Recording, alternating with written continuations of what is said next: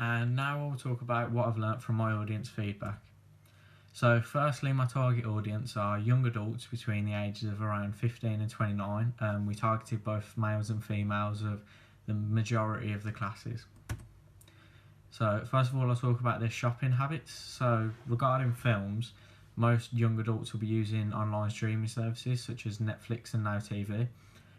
If you look at the actual statistics for Netflix, their highest statistic of people that use the service are between 18 and 29 years old.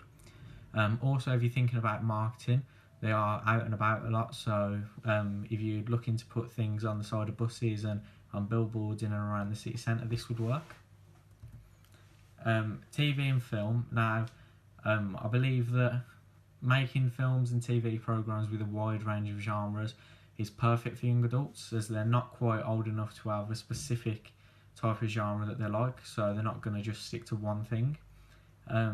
So what we've done in our film is actually incorporated quite a few genres. So we've got the psychological element mixed in with obviously the main science fiction element. So as you can see from this image, we've got our actors. The protagonist and the main actor of the film is actually a child. Now, as he's going to be closer to the age range of the students watching it and the other young adults, we feel like they're going to be able to empathise a lot more. And then even the psychologist is quite a young person, obviously played by myself, and I am within the target audience's age range.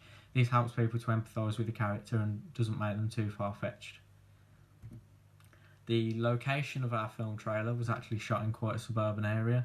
This is where the majority of the people we're aiming the film at will live. This is simply because most of them are going to be either living with parents or still in education, so suburban areas, quite working to middle class, works well for them. Again, the verisimilitude of the trailer is going to be increased due to the fact that it's in a suburban location. It just makes it really believable. The special effects within our film trailer are something that our target audience told us that they definitely wanted to see.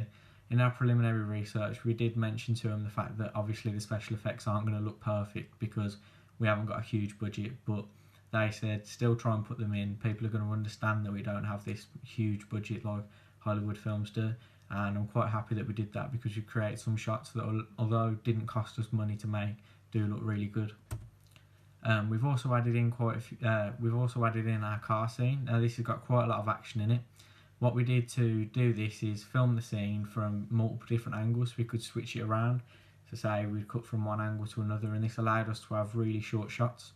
When we were doing our preliminary research, they did tell us that they really did enjoy science fiction films that had quite a bit of action in, so we took this into consideration and added this scene in for that reason. Linking into this, we do have a lot of action in our film as well. So one example of this is this shot here where you can see the house on fire. Now this is an example of our special effects as well, but it does lead to a lot of action in the film. So there's people running out of the house, there's the fire alarm going off. It's actually what triggers the car scene. So I feel like adding shots like this in do target our target audience perfectly, as they did tell us this is what they wanted to see, and I do think the shots do work well with the science fiction genre. And then we have our titles as well, which is something that I believe looks really, really good within our film trailer. What we've done is we've got the actual title in black and then put smoke across it. We were told that titles are a really good way of developing the narrative without giving away too much. One of the comments that we got when we were doing our questionnaires and our survey and looking at our target audience was that they didn't like films, especially psychological ones, that gave away too much of the narrative, like just straight away within the trailer. So they thought if they gave away too much, it kind of defeats the mystery. So we've done these titles and we've put in things like the child's family are dead, just so we don't have to illicitly explain this to the audience.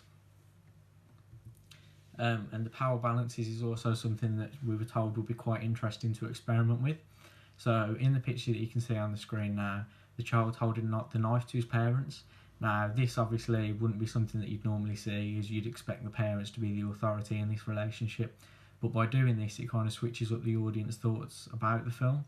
So they're thinking, look, this character obviously has his mental problems and this has caused him to be doing this, and the parents have lost control of him. We were told that this would be something interesting, and I do believe that scenes like this do make the audience think about what's going on a deeper level.